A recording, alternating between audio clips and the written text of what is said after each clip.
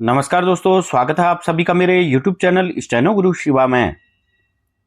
दोस्तों शुरू करते हैं आज की डिक्टेशन। संपादकीय गति लेखन संख्या 167। गति 80 शब्द प्रति मिनट। स्टार्ट।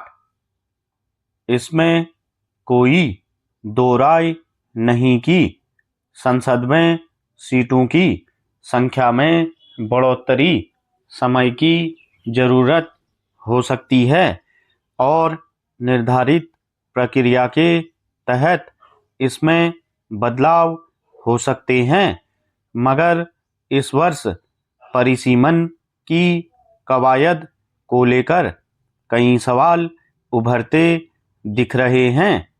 खास तौर पर दक्षिण भारत के राज्यों की ओर से यह आशंका जताई जा रही है कि परिसीमन के ताजा प्रस्ताव के तहत जो प्रारूप सामने आया है, अगर वह अमल में आया तो यह व्यापक स्तर पर भेदभाव का कारण बनेगा। हालांकि इस तरह के कदम उठाने से पहले देश भर में सर्वसम्मति कायम करने की अपेक्षा की जाती है ताकि राज्यों के बीच मतभेद न उपजे।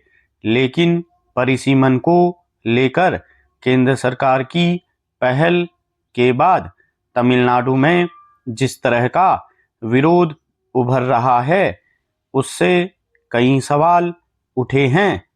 गौरतलब है कि तमिलनाडु के मुख्यमंत्री ने केंद्र के प्रस्तावित परिसीमन की कवायद के खिलाफ विरोध को तेज करते हुए इससे संबंधित विधेयक की प्रति जलाकर और काला झंडा दिखाकर पूरे राज्य में आंदोलन की शुरुआत कर दी। इससे पहले उन्होंने यहाँ तक कहा था कि तमिलनाडु की चिंता को दूर किए बिना अगर परिसीमन को आगे बढ़ाया गया तो राज्य में एक समय चले हिंदी विरोधी आंदोलनों जैसी स्थिति बन सकती है।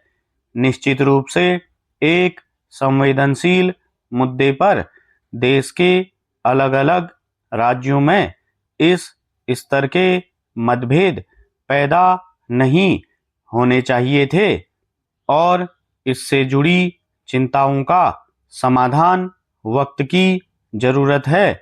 मगर हैरानी की बात यह है कि क्या केंद्र सरकार को इसका आभास नहीं था कि लोकसभा में सीटों की संख्या में बढ़ोतरी के क्रम में उत्तर और दक्षिण भारत के राज्यों के बीच जिस तरह का असंतुलन पैदा होने वाला है, उससे कई स्तर पर असंतोष उभर सकता है।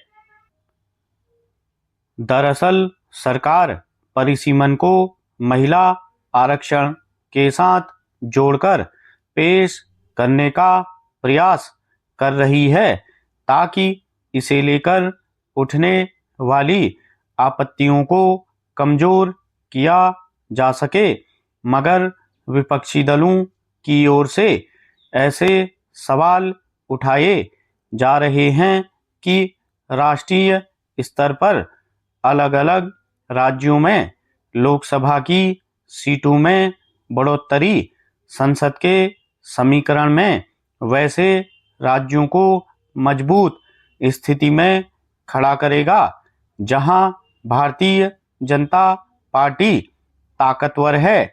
इसके अलावा सीटों के फिर से बंटवारे के क्रम में जो नया समीकरण बनेगा उसमें दक्षिण भारत के राज्यों के प्रतिनिधित्व और अधिकारों में काफी कमी आने की आशंका जताई जा रही है। दूसरी ओर उत्तर प्रदेश और बिहार जैसे कई राज्यों की नुमाइंदगी में काफी बढ़ोतरी हो जाएगी। स्टॉप।